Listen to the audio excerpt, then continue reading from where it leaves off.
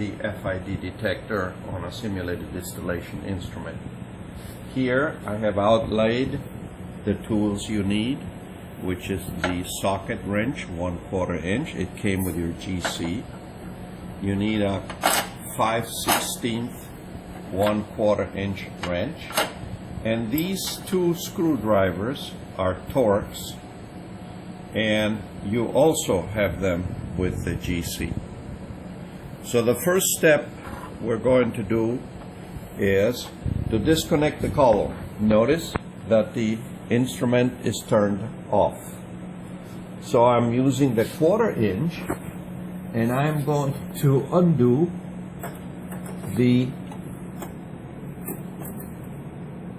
by turning it clockwise. I am undoing the nut that holds up the column.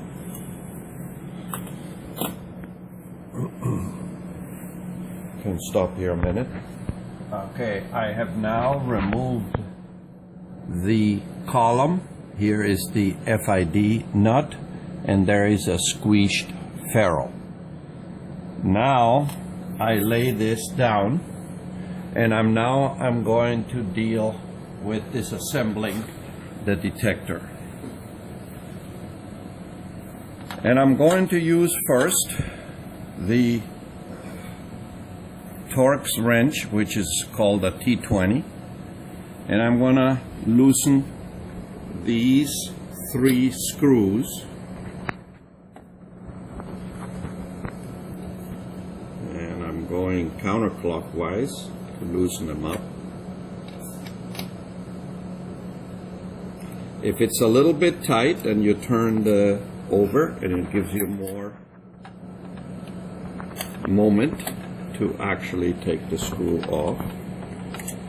And you have to unscrew them fairly away, or loosen them fairly to the point that you can lift them out.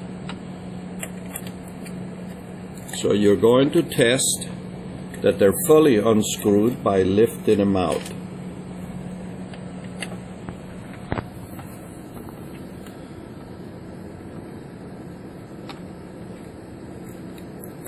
All right, and this one is also loose.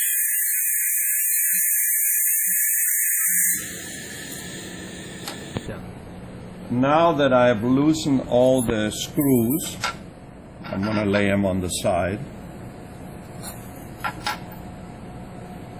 And now I can disconnect the igniter coil. This is the igniter, and you just pull out here, and you see that I have now disconnected, and the igniter coil has been disconnected. And now you take your 2 hands and try to rock this. I'm using a rocking motion to actually remove the entire collector assembly. This is called the collector assembly. And I want to lay it down carefully, not to touch any of these parts. And now what I got here is the flame tip on the bottom. And to loosen the flame tip, I'm going to take the socket wrench and insert it, and with a counter motion, counterclockwise, I now unscrew the flame tip until it is completely loose. Takes a few turns.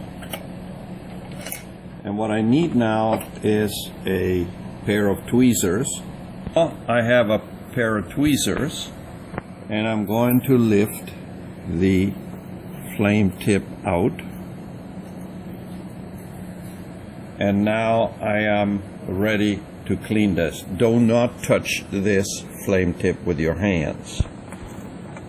And now you can take it over, and I'm going to flush it with acetone through the hole, and you should be able to see the light through the hole. If you do not see the light through the hole, it's because then the flame tip is plugged.